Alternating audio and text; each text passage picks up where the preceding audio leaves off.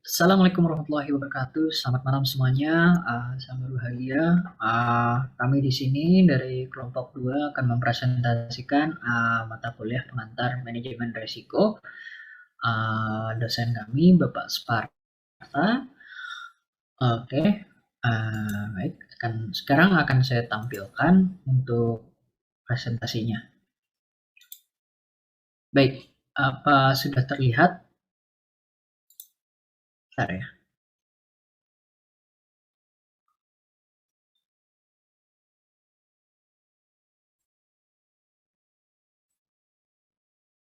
Sudah ya? Oke. Baik, Assalamualaikum warahmatullahi wabarakatuh. Balik lagi, di sini saya akan mempresentasikan, kami di sini akan mempresentasikan pengantar manajemen risiko chapter 8. Kami ini dari kelompok 2 dan dosen kami Bapak Sparta. Di sini anggota kelompok kami, pertama itu ada Regina Vania dengan NIM 2019-1211-016. Lalu ada Rudi Perdana dengan NIM 2019-1211-022 dan ada saya Muhammad Tahlil Budiman dengan NIM 2019-1211-036 dan teman saya Alia Desta dengan NIM 2019-1211-040. Baik. Next. Jadi pada chapter 8 kita ini mata kuliah manajemen risiko ini kita akan masuk ke dalam interest rate risk. Di sini bisa dilihat permulaan ini ya, introduction pada bab ini ya. Jadi pada bab ini dimulai dengan diskusi tentang kebijakan moneter dan Federal Reserve yang merupakan menentukan utama risiko suku bunga. Seperti yang akan kita bahas nanti. Jadi kita balik dulu ke tahun 2008 sampai dengan tahun 2015 atau ini the Fed atau the Federal Reserve dalam upaya untuk mengatasi krisis keuangan yang parah dan ekonomi yang perlahan membaik setelahnya. Mereka ini menurunkan suku bunga dana Fed Fund targetnya dengan kisaran antara 0 dan 1/4 dari nilai 1%. Dan mereka akan menurunkan diskontonya. Lalu di sini ada window rate yang menjadi 0,5% yaitu sampai tahun 2010 dan 0,75% sampai dengan tahun 2015. Baik, itu tadi ya penjelasan singkatnya itu tadi dari tahun 2008 sampai tahun 2015 itu ada kenaikannya yang dari Windows rate-nya itu menjadi 0,5% sampai dengan 0,75%. Jadi ketika Fed pertama kali menurunkan suku bunga, mereka mengumumkan bahwa mereka akan mempertahankan suku bunga pada tingkat yang rendah ini selama beberapa tahun karena ekonomi pulih dari krisis keuangan. Dengan adanya jaminan bahwa suku bunga dan tetap stabil, lalu adanya risiko suku bunga selama periode tersebut relatif rendah. Namun seiring dengan pemulihan ekonomi dan atau inflasi risiko suku bunga yang akan kembali menjadi risiko yang signifikan yang harus dikelola oleh lembaga keuangan. Jadi apa yang akan kita bahas di bab ini? Ini akan menganalisis metode sederhana yang digunakan untuk mengukur resiko suku bunga lembaga keuangan dengan model penetapan harga yang kembali atau model repricing atau ya dengan gap pendanaan. Lalu ini akan berkonsentrasi pada dampak perubahan suku bunga pada pendapatan bunga bersih atau NII. Jadi lembaga keuangan ini yang merupakan selisih antara pendapatan bunga dan beban bunga lembaga keuangan karena kesederhanaannya lembaga penyimpanan yang lebih kecil ini sebagian besar dari mereka masih menggunakan model ini sebagai ukuran utama risiko suku bunga. Hingga sampai saat ini regulator Bank Amerika Serikat masih puas untuk mendasarkan evaluasi mereka terhadap exposure risiko suku bunga bank pada model repricing tersebut. Nah, sekarang selanjutnya itu ada the level and movement of interest rate. Di sini pergerakan tingkat suku bunga. Sementara banyak faktor yang mempengaruhi tingkat dan pergerakan suku bunga. Strategi kebijakan moneter bank sentral telah apa yang sentral lah yang paling langsung mendasari tingkat dan pergerakan suku bunga. Yang pada gilirannya ini juga mempengaruhi biaya dana dan pengembalian aset pada lembaga keuangan. Bank sentral di Amerika Serikat adalah Federal Reserve, the Fed, melalui operasi pasar terbuka hariannya seperti membeli dan menjual obligasi treasury dan treasury bills. The Fed ini juga berusaha untuk mempengaruhi jumlah uang yang beredar, inflasi dan tingkat suku bunga, khususnya suku bunga jangka pendek. Jadi pada gilirannya perubahan suku bunga juga berdampak pada keputusan ekonomi, seperti apakah akan mengkonsumsi atau menabung. Jadi ketika Fed merasa perlu untuk memperlambat ekonomi, mereka memperketat kebijakan moneter dengan mengambil tindakan yang menaikkan suku bunga, yang dimana hasilnya normalnya adalah penurunan pengeluaran bisnis dan rumah tangga, terutama yang dibiayai dengan kredit atau pinjaman. Sebaliknya, jika pengeluaran bisnis dan rumah tangga ini menurun sejauh Fed merasa ini di sini menurun jauh, Fed akan merasa perlu untuk merangsang ekonomi. Hal itu mungkin suku bunga turun ini kebijakan moneter ekspansif.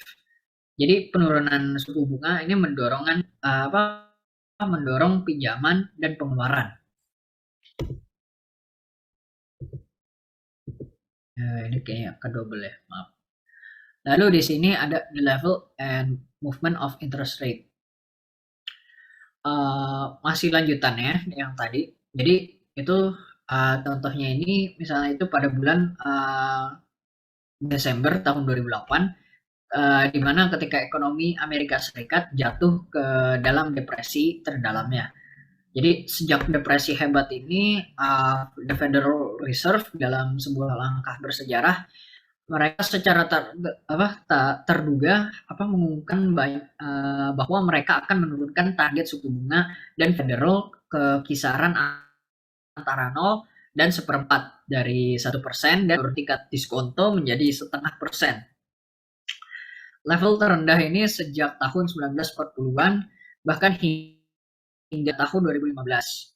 Karena pelemahan ekonomi yang berkelanjutan, The Fed ini mengumumkan bahwa mereka akan mempertahankan suku bunga dana Fed Fund di bawah 1%.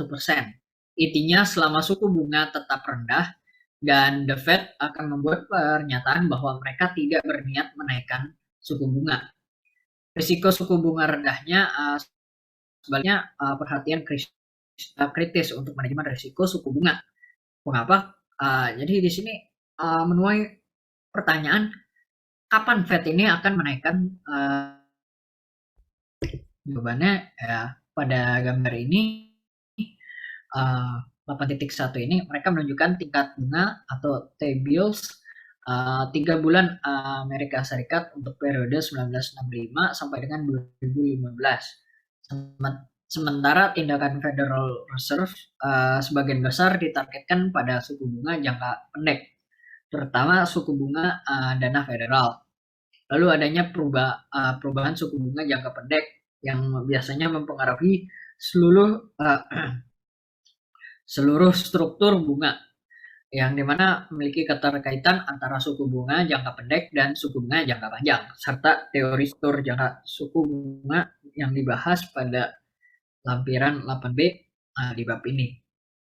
Bisa dilihat ya, ini grafiknya pada interest rate di Amerika Serikat selama tahun 1965 sampai dengan tahun 2015. Ini model 91 hari treasury bills. T-bill itu tadi maaf ya, singkatannya itu treasury bills. Jadi ini bisa dilihat pada website Federal di mana interest rate ini yang paling tinggi ini hampir mendekati 17%, dan itu pada tahun pada tahun 1981. Lalu ya makin lama interest rate-nya itu diturunkan menjadi 0, berapa persen gitu ya. Bisa dilihat tuh di tahun 2015 ya. Mungkin bisa kita cek lagi nanti ya di website yang apa? Yang pada tahun apa dari tahun 1965 sampai dengan tahun 2015. Bisa dilihat ya di mana suku bunganya ini sempat naik dan namun diturunkan kembali ke 0,2% seperti yang tadi dijelaskan pada bagian introduction.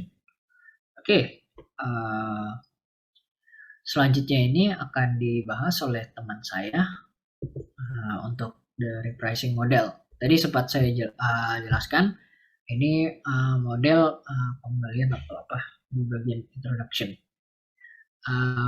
Baik, dipersilahkan teman saya, Fania.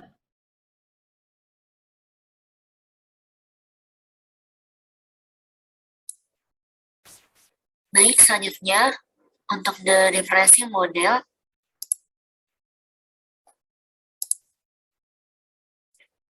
atau gap. Model repricing atau gap pendanaan adalah model sederhana yang digunakan oleh LK kecil sehingga sebagian besar di Amerika Serikat. Model ini pada dasarnya adalah analisis arus kas akuntansi nilai buku dari selisih harga antara pendapatan bunga yang diperoleh dari aset LK dan beban bunga yang dibayarkan atas kewajibannya atau pendapatan bunga bersihnya selama periode waktu tertentu. Ini kontras dengan model jatuh tempo dan durasi berbasis nilai pasar yang dibahas dalam lampiran 8A pada bab ini dan pada bab 9. Di bawah pendekatan kesenjangan penetapan harga, bank-bank komersial melaporkan laporan panggilan mereka setiap 3 bulan. Laporan sensitivitas suku bunga yang menunjukkan kesenjangan penetapan harga untuk aset dan kewajiban dengan berbagai jatuh tempo. Misalnya yang pertama 1 hari, yang kedua lebih dari 1 hari sampai 3 bulan,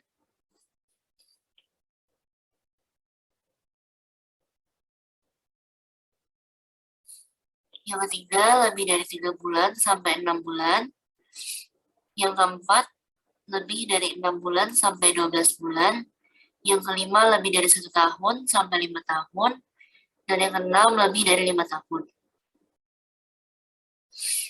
Sebuah bank melaporkan kesenjangan di setiap ember jatuh tempo dengan menghitung sensitivitas tingkat setiap aset atau RSA dan setiap kewajiban atau RSL pada neracanya.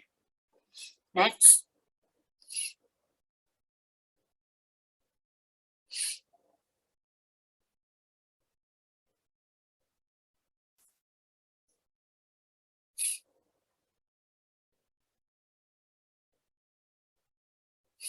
Selanjutnya, sensitivitas tingkat di sini berarti bahwa aset atau liabilitas dinilai kembali pada atau mendekati tingkat suku bunga pasar saat ini dalam jangka waktu tertentu atau ember jatuh tempo.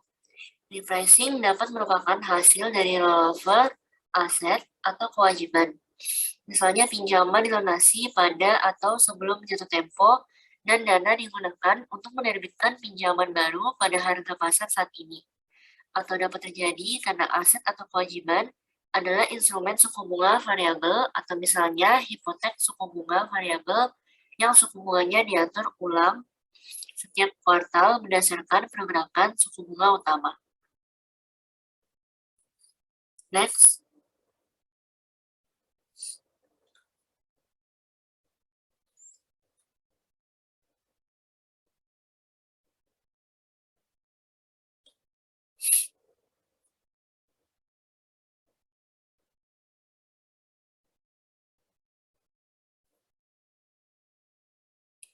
Selanjutnya pada tabel 81 ini menyajikan laporan sensitivitas tingkat bunga sederhana yang menunjukkan kesenjangan penetapan harga kembali, aset dan kewajiban dari LK yang dikategorikan ke dalam masing-masing dari 6 kelompok jatuh tempo yang telah ditentukan sebelumnya. Keuntungan dari model repricing terletak pada nilai informasinya dan kesederhanaannya dalam menunjukkan exposure pendapatan bunga bersih atau exposure keuntungan. LK terhadap perubahan suku bunga dalam kelompok jatuh tempo yang berbeda. Risiko refinancing adalah jenis risiko suku bunga di mana biaya refinancing bisa lebih dari pengembalian yang diperoleh dari investasi aset. Jika F1 memiliki selisih positif 20 juta dolar antara aset dan kewajibannya yang dinilai ulang dalam 6 bulan hingga 12 bulan, FI memiliki kesenjangan negatif atau RSA lebih besar dari RSL untuk periode ini dan terkena risiko reinvestasi. Dengan memegang aset jangka pendek relatif terhadap kewajiban, FI menghadapi ketidakpastian tentang tingkat bunga di mana ia dapat menginvestasikan kembali dana yang dipinjam selama periode yang lebih lama. Dengan demikian, penurunan suku bunga selama periode ini akan menurunkan pendapatan bunga bersih FI, yaitu pendapatan bunga akan berkurang lebih dari beban bunga. Secara khusus, biarkan delta NV atau sebenarnya perubahan pendapatan bunga bersih dalam MDR jatuh tempo I. Kemudian tapi adalah ukuran dolar dari kesenjangan antara nilai buku aset yang peka terhadap suku bunga dan kewajiban yang sensitif terhadap suku bunga dalam periode jatuh tempo. Kemudian delta RI, yaitu perubahan tingkat suku bunga yang berdampak pada aset dan kewajiban di ke bucket. Lalu delta NII sama dengan rumusnya adalah DAPI dikali delta RI sama dengan RSAI dikurang RSLI dikali delta RI. Dalam MB pertama ini, jika selisihnya negatif 10 juta dolar dan suku bunga jangka pendek atau seperti dana Fed Fund dan atau suku bunga repo naik 1%. Perubahan tahunan dalam pendapatan bunga bersih di FI di masa depan adalah delta RI-nya sama dengan minus 10 juta dolar dikali 0,01 sama dengan 100.000 dolar minus 100.000 dolar. Artinya kesenjangan negatif dan risiko pembiayaan kembali terkait menghasilkan kerugian sebesar 100.000 dolar dalam pendapatan bunga bersih untuk FI. Manajer FI juga dapat memperkirakan kesenjangan kumulatif atau CGAP pada berbagai kategori atau kelompok penetapan harga ulang.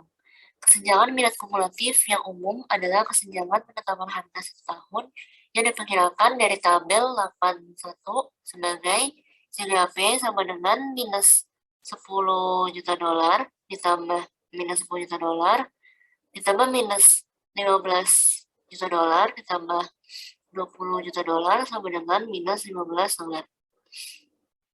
Jika delta RI adalah rata-rata perubahan suku bunga yang mempengaruhi aset dan kewajiban yang dapat dinilai kembali dalam 1 tahun, efek kumulatif pada pendapatan bunga bersih bank adalah delta NI-nya sama dengan CGAP dikali delta RI, itu minus 15 juta dolar dikali 0,01 sama dengan minus 150.000 dolar. Next.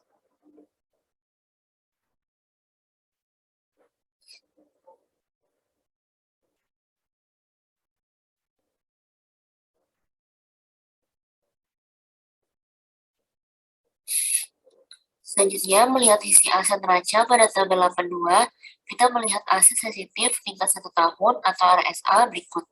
Yang pertama, pinjaman konsumen jangka panjang 50 juta dolar, yang dinilai ulang pada akhir tahun dan hanya membuat cut-off 1 tahun. Yang kedua, T-bills-nya 3 bulan, yaitu 30 juta dolar. Ini dinilai ulang pada saat jatuh tempo atau rollover setiap 3 bulan. Yang ketiga, T-bills-nya 6 bulan, yaitu 35 juta dolar. Ini dihargai kembali pada saat jatuh tempo atau rollover setiap 6 bulan. Yang keempat, hipotek suku bunga mengambang 30 tahun, yaitu 40 juta dolar. Ini adalah reprice, yaitu tingkat hipotek dan terulang setiap 9 bulan. Dengan demikian, aset jangka panjang ini adalah aset yang sensitif terhadap tingkat dalam konteks model penetapan harga dengan cakrawala penetapan harga 1 tahun. Kemudian penjumlahan keempat item ini menghasilkan total aset sensitif tingkat 1 tahun atau RSA sebesar 155 juta dolar. Aset senilai 115 juta dolar yang tersisa tidak sensitif terhadap suku bunga selama rentang harga 1 tahun, yaitu perubahan tingkat suku bunga tidak akan mempengaruhi ukuran pendapatan bunga yang dihasilkan oleh aset ini selama tahun berikutnya. Meskipun 115 juta dolar dalam bentuk pinjaman konsumen jangka panjang, obligasi treasury 3 tahun, dan hipotek suku bunga tetap 10 tahun menghasilkan pendapatan bunga. Ukuran pendapatan yang dihasilkan tidak akan berubah selama tahun depan, karena suku bunga aset ini tidak diharapkan untuk berubah, atau yaitu mereka tetap sama tahun depan.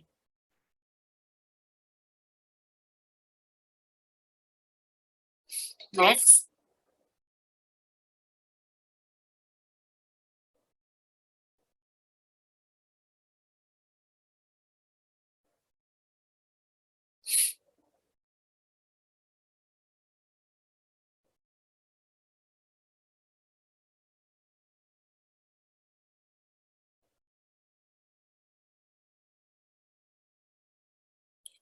Melihat ke sisi kewajiban neraca pada tabel 8.2, kita melihat item kewajiban berikut dengan jelas sesuai dengan tingkat 1 tahun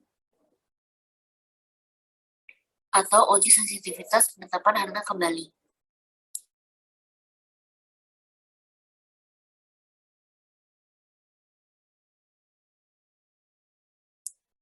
Yang pertama, CD 3 bulan, yaitu 40 juta dolar. Ini jatuh tempo dalam 3 bulan dan dihargai kembali saat rollover.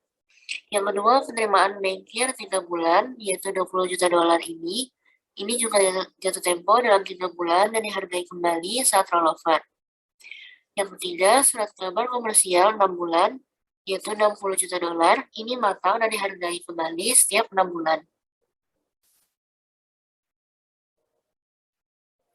Yang keempat, deposito berjangka 1 tahun, yaitu 20 juta dolar. Ini mendapatkan harga ulang tepat di akhir cakrawala kesenjangan 1 tahun. Menjumlahkan keempat item ini menghasilkan kewajiban sensitif tingkat 1 tahun, yaitu atau RSL, sebesar 120 juta dolar. Sisanya, yaitu 130 juta dolar, tidak sensitif terhadap tarif selama periode 1 tahun.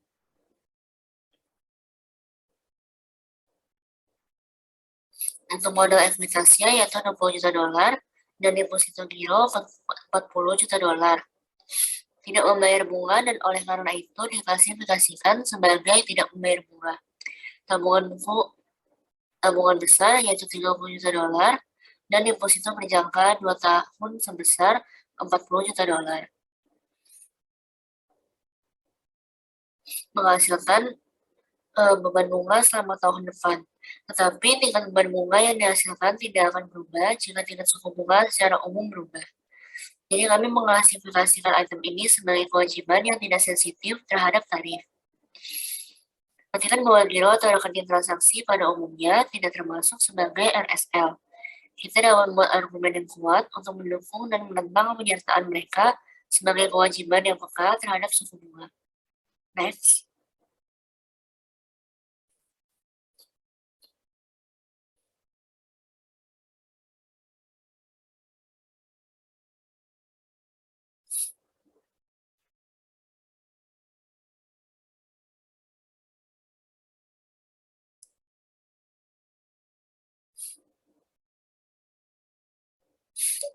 Kemudian, tingkat bunga eksplisit atas giro adalah 0 menurut peraturan. Selanjutnya, meskipun bunga eksplisit dibayarkan pada rekening transaksi seperti rekening sekarang, tarif yang dibayarkan oleh LK tidak berfluktuasi secara langsung dengan perubahan tingkat suku bunga secara umum, khususnya ketika tingkat suku bunga secara umum meningkat. Selain itu, banyak giro yang bertindak sebagai simpanan inti bagi LK, yang berarti merupakan sumber dana jangka panjang. Meskipun mereka tidak membayar bunga secara eksplisit, giro membayar bunga implisit karena LK tidak mengenakan biaya yang sepenuhnya menutupi biaya mereka untuk layanan pemeriksaan. Selanjutnya, jika suku bunga naik, individu menarik atau lari giro mereka memaksa bank untuk menggantinya dengan dana yang lebih tinggi, berbunga dan vokal terhadap suku bunga. Hal ini kemungkinan besar terjadi ketika suku bunga pada instrumen alternatif tinggi. Dalam lingkungan seperti itu, biaya peluang untuk menyimpan dana di rekening giro cenderung lebih besar daripada di lingkungan dengan suku bunga rendah. Argumen serupa untuk dan menentang penyertaan rekening tabungan retail dapat dibuat. Meskipun batas atas peraturan Federal Reserve Key pada tingkat maksimum yang dikenakan untuk rekening ini dihapuskan pada bulan Maret 1986, bank masih menyesuaikan tingkat ini jarang. Namun penabung cenderung menarik dana dari rekening ini saat suku bunga naik, memaksa bank melakukan substitusi dana yang lebih mahal. Empat kewajiban yang diganti harganya yaitu 40 juta dolar ditambah 20 juta dolar ditambah 60 dolar ditambah 20 dolar berjumlah 110 juta dolar, dan 4 aset yang diubah harganya yaitu 50 dolar ditambah 30 dolar ditambah 35 dolar dan ditambah 40 dolar berjumlah 155 juta dolar. Panggilan hal ini kesenjangan repricing 1 tahun kumulatif atau CGAP untuk bank adalah CGAP-nya yaitu 1 year rate sensitive asset dikurang 1 year rate sensitive liabilities, yaitu 155 juta dolar dikurang 140 juta dolar, hasilnya 15 juta dolar. Seringkali akan menyatakan sensitivitas suku bunga sebagai presentasi aset, atau A, yang biasa disebut sebagai risiko kesenjangan. Untuk rasionya yaitu CGAP dibagi A atau aset, itu 15 juta dolar dibagi 270 juta dolar, hasilnya 0,056 atau 5,6%. Next.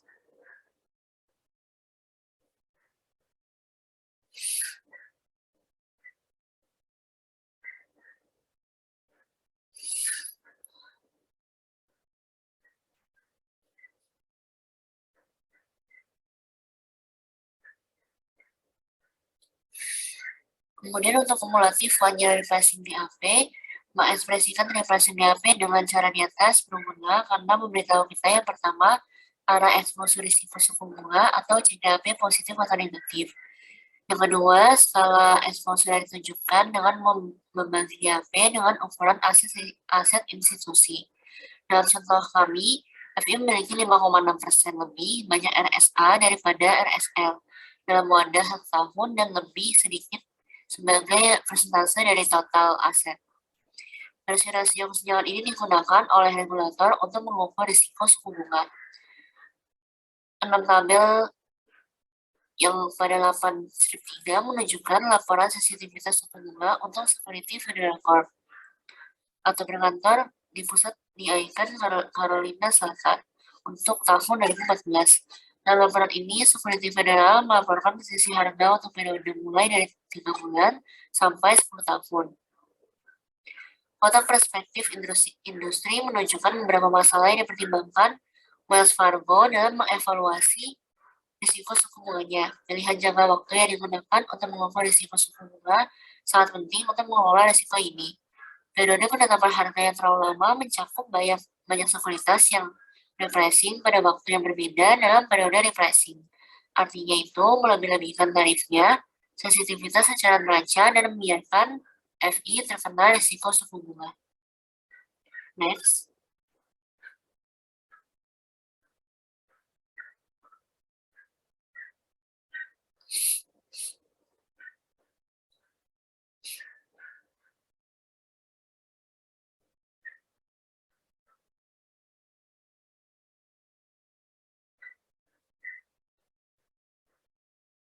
Sebagai contoh, pertimbangan bank yang mengukur eksposur risiko suku bunga selama jangka waktu 1 tahun saja dan memiliki selisih harga 0 dolar selama 1 tahun. Namun, jika bank memiliki RSA 50 juta dolar lebih banyak daripada RSL yang dinilai ulang dalam 6 bulan pertama tahun ini, dan kewajiban $50 juta lebih banyak daripada aset yang dinilai ulang selama 6 bulan terakhir. Bank akan terkena perubahan suku bunga yang terjadi dalam tahun. Dalam analisis DAP, bank akan menunjukkan DAP referensi 0 untuk tahun tersebut. Itu 50 ditambah minus 50 hasilnya 0. Tapi aset dan kewajiban bank tidak sesuai dalam ember. Dan oleh karena itu, bank terkena risiko suku bunga. Dan semakin pendek rentang di mana celah yang berdihitung, semakin kecil masalah ini. Sebaliknya, periode pembelian ulang yang terlalu pendek menghilangkan pertimbangan eksposur risiko suku bunga aset dan liabilitas yang dinilai kembali dalam periode segera setelah akhir periode penetapan harga. Artinya itu menghasilkan sensitivitas tingkat neraca. Next.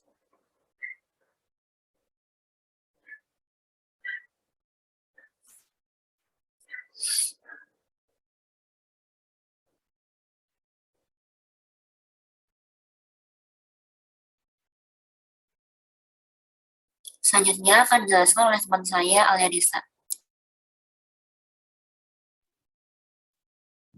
Yang selanjutnya yaitu point actual change in rates on RSAS and RSUS.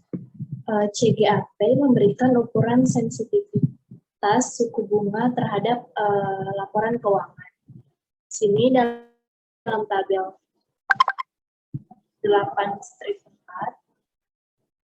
berarti hubungan antara CGAP dengan perubahan NII ketika perubahan suku bunga untuk RSA sama dengan perubahan suku bunga untuk RSL. Misalnya ketika CGAP-nya positif atau pada FI-nya memiliki lebih banyak RSA daripada RSL, maka NII-nya akan naik ketika suku bunganya ikut naik. Dapat dilihat pada baris 1 dalam tabel 8/4. Lalu karena pendapatan bunganya meningkat lebih besar daripada beban bunganya, maka persamaannya yaitu semakin besar nilai absolut CGAP-nya, maka akan semakin besar juga perubahan yang diharapkan pada NII, yaitu semakin besar kenaikan atau penurunan pendapatan bunga FI yang relatif terhadap beban bunganya. Secara umum, jika CGAP-nya positif, maka perubahan NII-nya juga akan berhubungan positif dengan perubahan suku bunga. Dengan demikian, FI menginginkan CGAP-nya positif ketika suku bunganya diperkirakan akan naik. Sebaliknya, ketika CGAP-nya negatif, maka suku bunganya naik dengan jumlah yang sama untuk RSA dan RSL. Hal ini dapat dilihat pada baris ketiga dalam tabel 8/4. Lalu, NII-nya juga akan meningkat ketika CGAP-nya negatif. Pada saat suku bunganya turun, maka beban bunga akan berkurang lebih dari pendapatan bunga. Maka secara umum, ketika CGAP-nya negatif, maka perubahan NII akan berhubungan negatif dengan perubahan suku bunganya. Dengan demikian, FI pada CGAP-nya akan negatif ketika suku bunga yang diperkirakan akan turun. Dalam hal ini, hubungannya disebut sebagai efek pada CGAP. Next.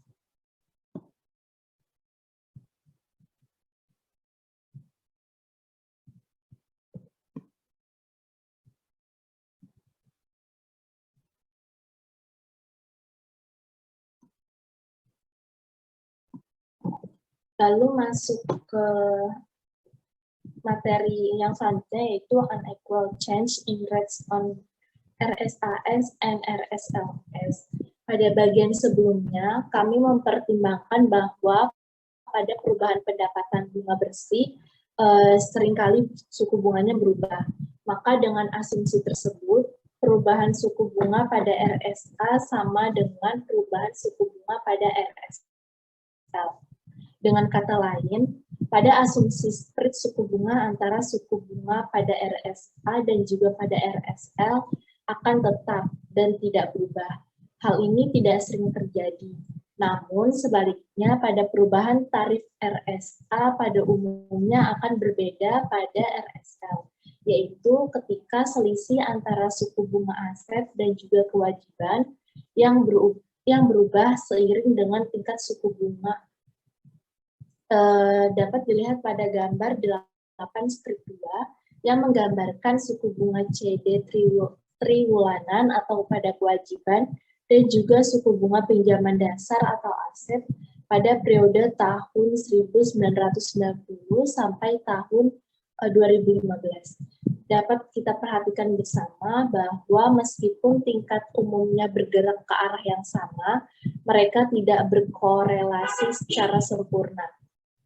Maka dalam hal ini kami mempertimbangkan dampak perubahan tarif pada NII-nya, lalu kami juga memiliki efek spread selain efek CGAP, dan jika selisih antara tarif RSA dan juga RSL-nya meningkat, maka suku bunganya akan naik atau mengalami penurunan. Dan pendapatan bunganya juga meningkat atau menurun, yang mana akan lebih atau kurang daripada beban bunganya. Maka hasilnya adalah terdapat peningkatan pada NII-nya.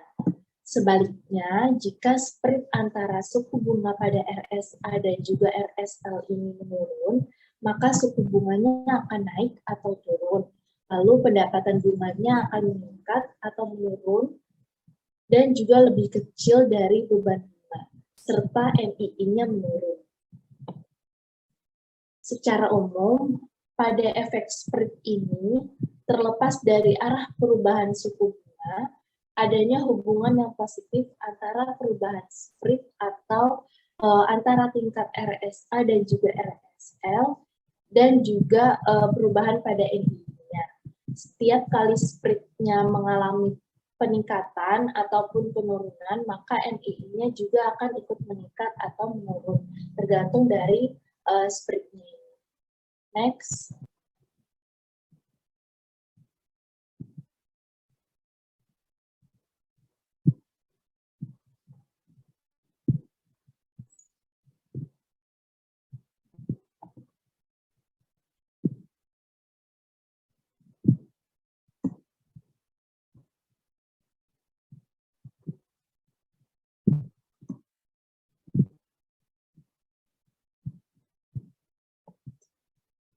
Masih di pembahasan yang sama, yaitu unequal change in rates on RSAS and RSL. Pada tabel 8/5 dalam berbagai kombinasi CGAP dan juga pada perubahan spread serta pengaruhnya terhadap NII, ada 4 baris pertama pada tabel 8/5 yang mana mempertimbangkan FI dengan CGAP-nya ini positif. Lalu 4 baris terakhir menganggap FI dengan CGAP yang negatif. Bisa diperhatikan bersama bahwa pada tabel 8/5 yang CGAP dan juga efek penyebarannya dapat memiliki efek yang sama pada NII. Misalnya pada baris 6, tabel 8/5, jika CGAP-nya negatif dan suku bunganya meningkat, maka efek CGAP-nya akan menyatakan NII-nya menurun. Namun, pada saat yang sama, spread antara RSA dan juga RSL-nya menurun, seiring dengan kenaikan suku bunganya. Efek spread ini juga dapat dikatakan bahwa NII akan menurun. Sehingga dalam kasus ini, manajer lembaga keuangan dapat secara akurat memprediksi arah perubahan NII seiring dengan perubahan suku bunganya. Namun, ketika keduanya bekerja dalam arah yang berlawanan, maka perubahan NII tidak dapat diprediksi tanpa kita mengetahui ukuran CGAP-nya dan juga perubahan spread yang akan diharapkan. Misalnya, pada baris kelima dalam tabel 8/5, jika CGAP-nya negatif dan suku bunganya mengalami kenaikan, maka efek CGAP-nya akan dinyatakan menurun atau NII-nya akan menurun. Lalu pada saat yang sama juga, spread antara RSA dan juga RSL akan meningkat seiring dengan kenaikan suku bunga efek juga akan mengatakan bahwa NII-nya meningkat. Dalam beberapa lembaga keuangan menerima exposure suku bunga yang cukup besar dibandingkan dengan ukuran aset mereka. Misalnya pada selisih harga 1 tahun terhadap total rasio aset, penghasil bunga dari Financial Security Federal Corporation adalah 22,4% pada akhir tahun 2014, dan selisih 1 tahun terhadap rasio total aset penghasil bunga adalah 5,9%, yaitu akan lebih banyak RSA-nya daripada RSA. Jika suku bunganya naik pada tahun 2015, maka Security Federal Corporation diberikan untuk melihat pendapatan bunga bersih meningkat karena repricing sejumlah besar RSA relatif terhadap RSL pada tingkat yang lebih tinggi. Dengan demikian, manajemen Security Federal akan mengatur neracanya dengan ekspektasi kenaikan suku bunga selama 5 tahun.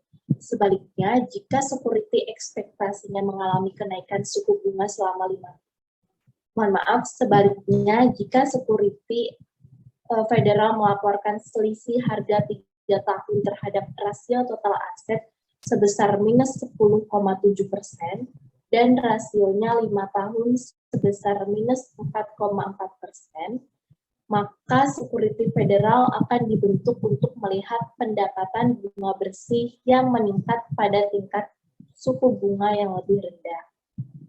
Artinya, manajemen Security Federal akan mengatur neraca dengan ekspektasi penurunan suku bunga selama 5 tahun ke depan. Repricing GAP adalah ukuran resiko suku bunga yang secara historis digunakan oleh lembaga keuangan dan masih merupakan ukuran utama resiko suku bunga yang digunakan oleh bank komunitas kecil dan juga barang bekas. Berbeda dengan model resiko suku bunga berbasis nilai pasar yang dibahas dalam lampiran 8A model resiko suku bunga. Dalam lampiran 8A pada bab ini dan juga pada bab 9. Model kesenjangan penetapan harga secara konseptual mudah dipahami dan juga dapat dengan mudah digunakan untuk meramalkan perubahan profitabilitas pada perubahan tertentu dalam suku bunga.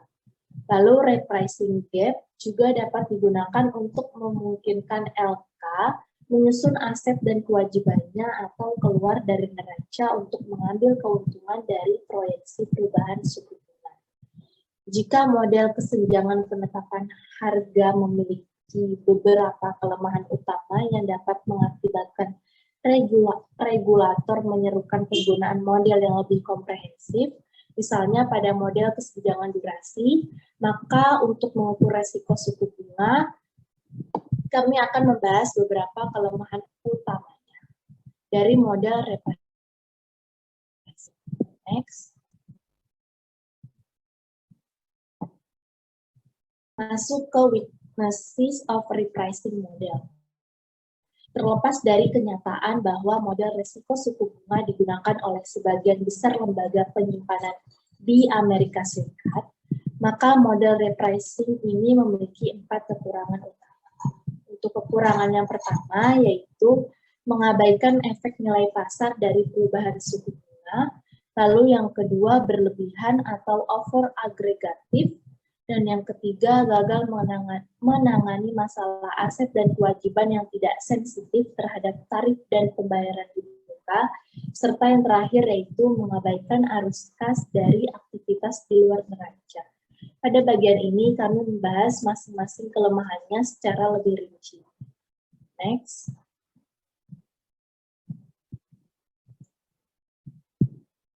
Masuk ke market value effect.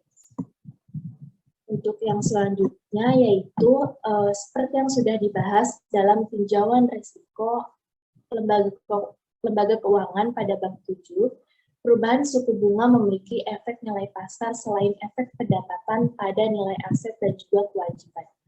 Artinya, nilai sekarang dari arus kas atas aset dan juga kewajiban akan berubah. Di samping bunga langsung yang diterima atau dibayarkan, digunakan karena suku bunganya berubah, faktanya nilai sekarang, dan jika relevan pada harga pasar dari hampir semua aset dan juga kewajiban di neraca FI akan berubah seiring dengan perubahan suku bunganya. Lalu pada model penetapan harga akan mengabaikan efek nilai pasar secara implisit yang mengasumsikan pendekatan akuntansi nilai buku. Dengan demikian, repricing gap hanya merupakan ukuran parsial dari exposure risiko suku bunga sebenarnya dari FI. Saat kami membahas ukuran risiko suku bunga berbasis nilai pasar atau dalam lampiran 8A dan juga pada bab 9, kami menyoroti dampak mengabaikan efek nilai pasar terhadap kemampuan untuk secara akurat mengukur keseluruhan risiko suku bunga pada lembaga keuangan. Next.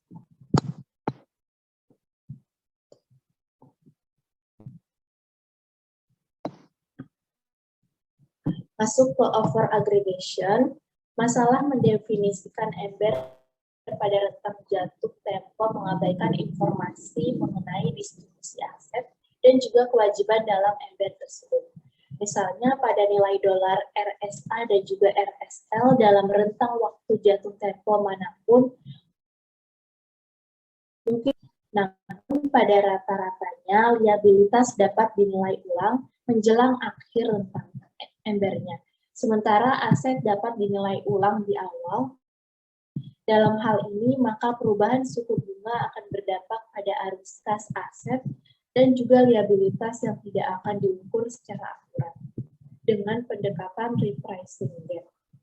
Kita lihat bersama bahwasanya pada contoh sederhana, pada 3 bulan hingga 6 bulan dalam gambar 8-3 dapat diperhatikan bahwa 50 US dollar lebih banyak RSA daripada RSL yang akan diberi harga ulang antara bulan 3 dan juga bulan 4. Sementara 50 juta dolar lebih banyak RSL daripada RSA di reprice antara bulan 5 dan juga bulan 6. Lembaga keuangan dalam laporan sensitivitasnya akan menunjukkan kesenjangan penetapan harga nol. Masuk ke over aggregation. Masalah yang mendefinisikan ember pada rentang jatuh tempo mengabaikan informasi mengenai distribusi aset dan juga kewajiban. Misalnya pada nilai dolar RSA dan juga RSL, dalam rentang waktu jatuh tempo akan mengalami kesamaan.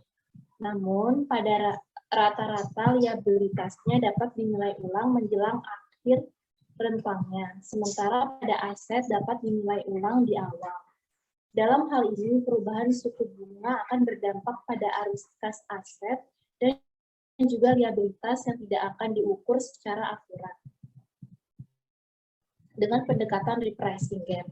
Jika dilihat contoh pada gambar 8-3 dari 3 bulan hingga 6 bulan, kita perhatikan bahwa 50 juta US dollar lebih banyak RSA-nya daripada RSL yang diberi harga ulang antara bulan ketiga dan juga bulan keempat.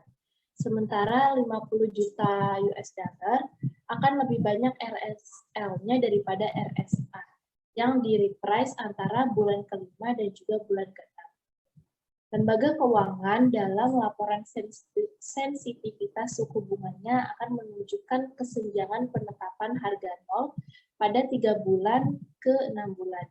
Dapat dilihat pada positif 50 ditambah dengan minus 50 sama dengan 0.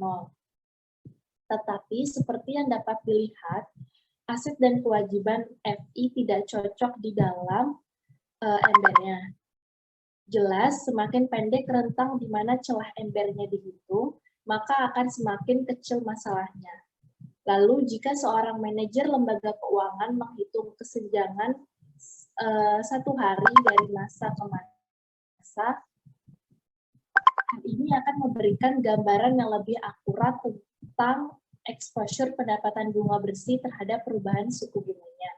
Dilaporkan bahwa banyak lembaga keuangan yang memiliki sistem internal yang menunjukkan kesenjangan penetapan harga pada hari tertentu di masa yang akan datang. Misalnya pada waktu 252 hari, waktu waktu 1329 hari dan lain-lain. Hal ini akan menunjukkan bahwa meskipun regulator memeriksa pelaporan kesenjangan penetapan harga hanya pada rentang waktu jatuh temponya. Next.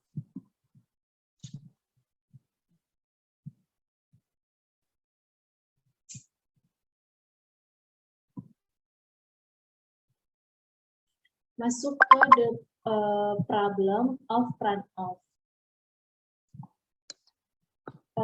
Dalam problem ini, dalam model repricing sederhana yang dibahas sebelumnya, kami mengasumsikan bahwa semua pinjaman konsumen akan jatuh tempo dalam 1 tahun atau bahwa semua hipotek konvensional jatuh tempo dalam waktu 30 tahun. Pada kenyataannya, lembaga keuangan terus-menerus memulai dan juga menghentikan pinjaman konsumen dan hipotek karena menciptakan dan juga menarik simpanan. Misalnya pada hari ini beberapa hipotek jatuh tempo asli 30 tahun mungkin hanya memiliki 1 tahun yang tersisa sebelum jatuh temponya, yaitu mereka berada di tahun ke-29. Selain itu, pinjaman mungkin akan terdaftar sebagai hipotek 30 tahun dan termasuk sebagai tidak sensitif terhadap suku bunga. Namun terkadang akan dibayar di muka lebih awal karena pemegang hipoteknya membiayai kembali hipotek mereka atau menjual rumah mereka. Dengan demikian, hasil yang dihasilkan akan diinvestasikan kembali pada harga pasar saat ini dalam tahun tersebut. Selain itu, jika aset atau liabilitasnya tidak sensitif terhadap suku bunga, maka hampir semua aset dan juga kewajiban, misalnya pada hipotek jangka panjang, akan membayar sejumlah pokok atau bunga kembali ke FI pada tahun tertentu. Akibatnya, FI mengalami arus kas limpasan dari portofolionya yang tidak sensitif terhadap suku bunga dan dapat diinvestasikan kembali pada suku bunga pasar saat ini. Artinya, komponen arus kas limpasan dari aset atau kewajiban yang tidak peka terhadap tarif ini juga peka terhadap tarif. Manajer lembaga keuangan dapat menangani hal ini dengan mudah dalam model penetapan harga dengan mengidentifikasi untuk setiap item aset dan juga kewajiban perkiraan arus kas dolar yang akan mengalir dalam tahun depan dan menambahkan jumlah ini ke nilai aset serta kewajiban yang sensitif terhadap nilai tarifnya. Next. Lalu yang selanjutnya yaitu cash flow from off-balance sheet activities. RSA dan RSL yang digunakan dalam model repricing pada umumnya hanya mencakup aset dan kewajiban yang tercantum di neraca. Perubahan suku bunga akan mempengaruhi arus kas pada banyak instrumen off-balance sheet-nya juga. Misalnya pada lembaga keuangan yang telah melakukan lindung nilai atas resiko suku bunga dengan kontrak berjangka suku bunga, saat suku bunganya berubah, kontrak berjangkanya sebagai bagian dari proses penandaan ke pasar akan menghasilkan arus kas harian, baik positif maupun negatif, pada lembaga keuangan yang dapat mengimbangi exposure kesenjangan neraca. Arus kas penyeimbang dari kontrak berjangka akan diabaikan oleh model penetapan harga sederhana dan dapat dimasukkan ke dalam model. Next.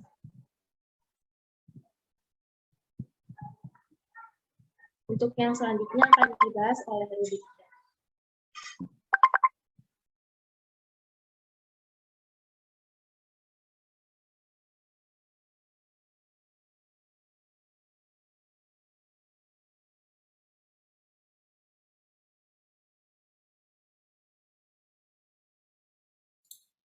Rudi, halo?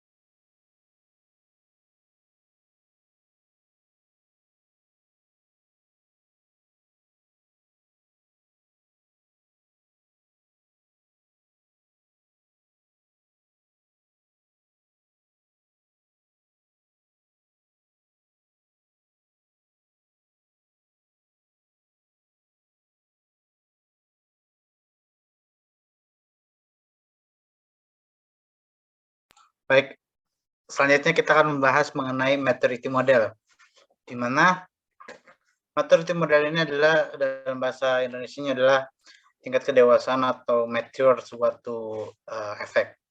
Di sini dijelaskan bahwa maturity model itu secara eksplisit menggabungkan efek nilai pasar yang mana digunakan untuk aset dan kewajiban pendapat serta pendapatan tetap di sini. Jadi dimaksudkan adalah di luar dari maksud dari maturity model dengan maksud dari efek dari nilai pasar, maturity model ditujukan untuk aset dan kewajiban untuk pendapatan yang tetap. Nah, suatu kondisi di mana suatu efek itu naik nilainya atau turun itu bisa dilihat dari beberapa poin berikut. Yang pertama adalah dari naik atau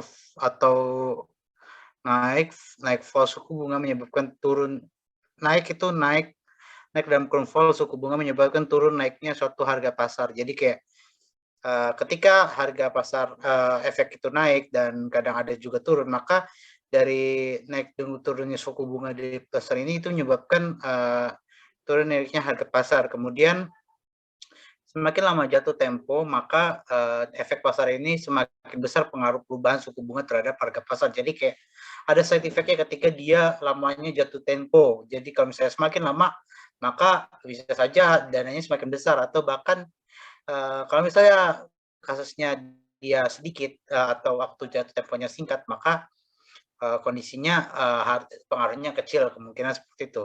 Dan yang kemudian poin ketiga ini di mana penurunan nilai sekuritas jangka panjang meningkat pada tingkat yang semakin berkurang untuk menaikkan suku bunga tertentu. Jadi kayak penurunan nilai sekuritas ini yang tingkatnya jangka panjang itu pada tingkat tertentu itu akan semakin berkurang dengan dimaksudkan untuk suku bunga itu naik sendiri secara tertentu. Next.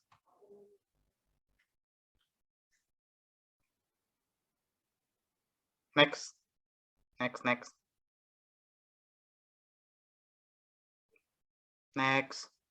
Baik, sekarang kita akan membahas mengenai maturity of portfolio, di mana di sini ada 3 poin yang penting. Yang pertama itu jatuh tempo portofolio aset atau kita sebut saja kewajiban yang disebut sebagai saham ini sama dengan rata-rata tertimbang jatuh tempo masing-masing komponen portofolio. Jadi kalau misalnya kita bisa lihat ketika suatu portofolio aset ini jatuh tempo, maka nilai saat dia sudah diambil di jatuh tempo itu, maka itu sama saja dengan rata-rata tertimbang dari jatuh temponya masing-masing komponen portofolio di luar dari portofolio aset.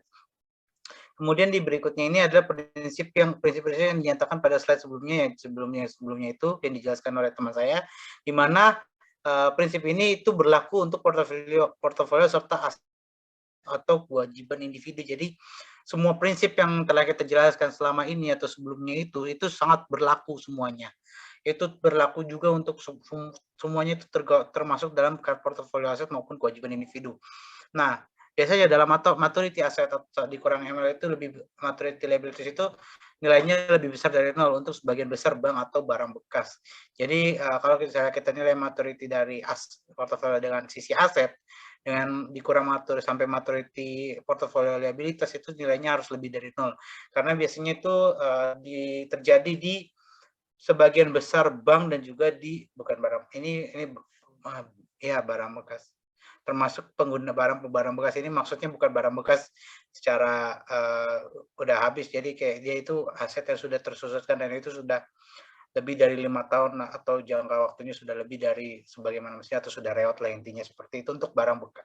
Untuk barang yang dimaksud seperti ini adalah asetnya. Next. Oke, selanjutnya kita akan mengetahui di mana efek dari interest rate change ini dilihat dari dua sisi, di mana ukuran kesenjangan ini menentukan ukuran perubahan suku bunga yang akan mendorong kekayaan bersih menjadi 0. Jadi ketika ada suatu kesenjangan itu yang menjadi tolak ukur dan untuk sebagai penentu di mana ketika terjadi perubahan suku bunga, maka itu akan mendorong kekayaan bersih menjadi 0. Jadi kalau misalnya suku bunganya berubah, maka dia akan meningkatkan kekayaan bersih menjadi 0 atau nilainya sama dengan 0. bisa jadi seperti itu. Tapi jika suku bunganya itu, maka itu bisa jadi posisinya di mana di bawah dari 0. Nah, di sini ada poin kedua di mana imunisasi dan efek setting MA dikurang ML itu sama dengan 0. Jadi sejenis stimulus dengan kalau misalnya kita diimunisasi kan berarti kita diberikan stimulus ya. Di stimulus dari efek mengotak-atik dari maturity efek dari sisi aset dikurangan maturity liabilities, maka hasilnya 0. Nah, ini konsepnya sama seperti dengan tadi yang sudah dijelaskan, di mana itu kesenjangan untuk menentukan ukuran perubahan suku bunga dan mendorong akan bersih menjadi 0. Nah, ini jelasannya di poin berikutnya, yaitu MA dikurang ML. Next.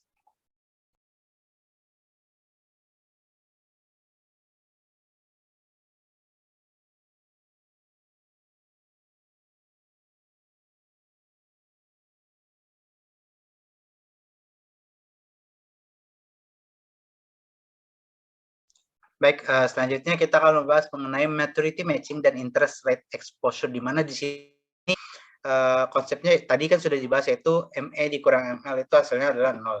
Lalu apakah financial intermediation itu diimunisasi atau diberikan ke sistem kekebalan atau stimulus saat mereka melakukan matching dengan maturity aset dan maturity liabilitas? Maka kita ambil beberapa percobaan, di mana dari satu ini ada contoh ekstrim di mana misalkan kewajiban ini terdiri dari obligasi tanpa kupon yang berjangka 1 tahun dengan nominal $100, di mana aset terdiri dari pinjaman selama 1 tahun yang diharapkan memberi kembali sekitar $99,99.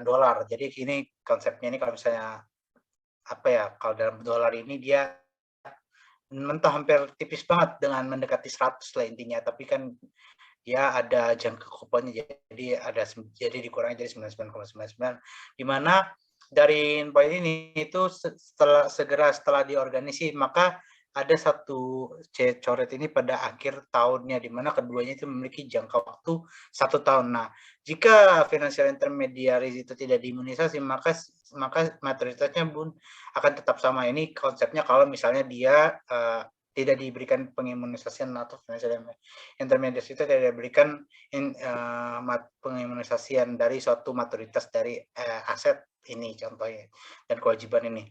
Jadi dari percobaan ini maka kita bisa dapat simpulkan di mana alasannya itu adalah dari sisi perbedaan durasi, di mana kalau misalnya dia diimunisasi maka jangka waktunya semakin lebih panjang dan pembayarannya kemungkinan akan lebih kecil, lebih kecil. Namun ketika ini konsepnya sifatnya seperti ini, maka konsepnya akan berbeda lagi, karena ini kan tidak diberikan imunisasi. Jadi kalau misalnya dia diimunisasi, maka hasilnya akan lebih baik, seperti kasus yang sebelum-sebelumnya, di mana MA itu dikurangi ML sama dengan 0. Next.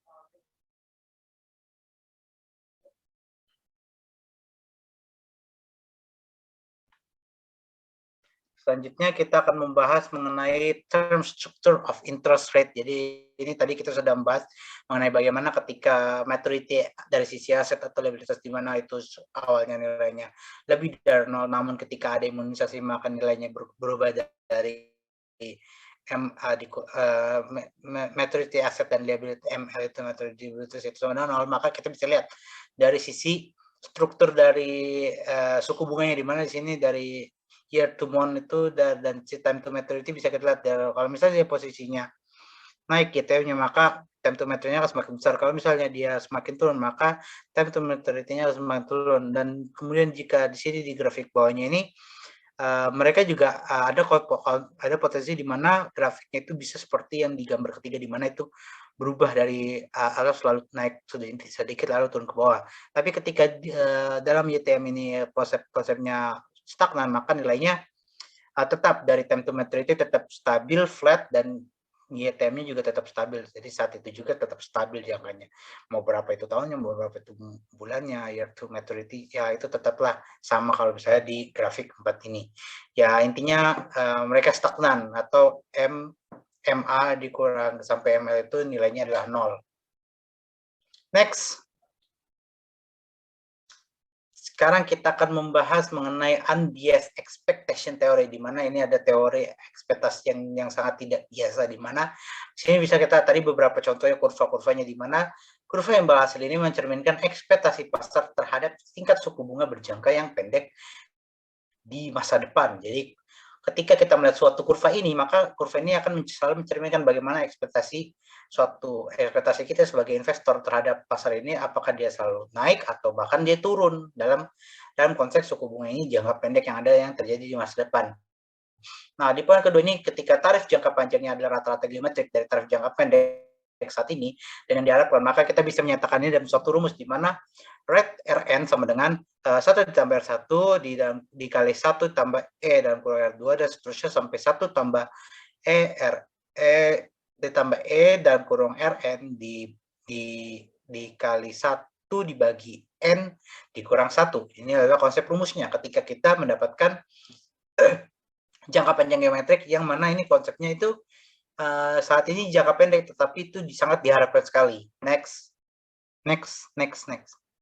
Sekarang kita akan membahas mengenai likuiditas teori likuiditas premium, di mana di sini ada rupa di mana dalam likuiditas premium ini bisa memungkinkan ketidakpastian yang akan terjadi di masa depan. Jadi konsepnya ketika kita menggunakan liquidity premium, maka itu kita akan muncul suatu uncertainty atau ketidakpastian yang ada di masa depan, dan di mana dalam ketidakpastian ini akan berdampak pada premi yang diperlukan itu digunakan untuk menahan jangka yang panjang. Jadi kayak semakin jauh kita menginvest dana kita, maka itu semakin tidak pasti, dan juga dari hasil itu juga akan digunakan untuk menahan jangka panjangnya. Jadi kayak kalau misalnya kita menabung di deposit, maka itu bisa diotomatiskan untuk diperpanjang. Lalu kemudian jika kita menganut dalam segmentasi pasar, teori segmentasi pasar, maka di sini ada 2 poin di mana investor memiliki kebutuhan khusus dalam hal jatuh tempo. Jadi mereka punya kebutuhan khusus dalam jatuh tempo. Yang kedua ini, berikutnya itu adalah kurva hasil ini mencerminkan perpotongan antara permintaan dan penawaran yang jatuh tempo dari suatu individu. Jadi kalau misalnya kita memanfaatkan teori segmentasi dari pasar, maka dari teori segmentasi pasar, maka yang jadi concern utamanya investor, karena mereka memiliki kebutuhan khusus dalam jatuh temponya. Dan kemudian ketika kita melihat kurvanya yang tadi sudah dijelaskan sebelumnya, di mana kurva dari market segmentasi itu juga mencerminkan perpotongan antara permintaan dan penawaran yang jatuh tempo dari setiap individu. Next. Jadi secara kesimpulan, apa yang telah kita pelajari pada hari ini, pada bab ini, mereka memperkenalkan metode pengukuran exposure resiko suku bunga dari lembaga keuangan dengan menggunakan model repricing, model penetapan harga dengan melihat perbedaan atau kesenjangan antara aset yang pekat terhadap suku bunga finansial intermediaris dan kewajiban yang pekat terhadap suku bunga untuk mengukur resiko suku bunga. Dan bab ini juga menunjukkan bahwa model repricing ini memiliki kesulitan dalam mengukur resiko suku bunga lembaga keuangan secara akurat. Secara khusus, model penetapan harga mengabaikan efek nilai pasar dari penilaian suku bunga, perubahan suku bunga. Di mana dari perubahan suku bunga ini akan mengakibatkan pengukuran exposure finansial intermediaris yang lengkap dan akurat itu adalah berdasarkan dari durasi kesenjangan durasinya yang dijelaskan pada bab berikutnya. Jadi saat kita membahas bab ini, jadi kita cuma membahas bagaimana kita mengukur resiko suku bunga dengan menggunakan model repricing, model penetapan, dan ini pengaruhnya pada resiko suku bunga ini akan apa dampaknya, dan bagaimana pengukuran resiko ini akan akurat dan sebagaimana akan lengkap itu biasanya berdasarkan durasi, dan durasi ini akan dibedakan dengan sesi berikutnya karena ini adalah bagian dari pengantar dalam menggunakan model repricing. Nanti mereka akan digabungkan kembali dengan materi berikutnya. Next. Baik, itu sekian presentasi dari kelompok kami. Kurang lebihnya mohon maaf, semoga manfaat. Terima kasih. Wassalamualaikum warahmatullahi wabarakatuh. Waalaikumsalam.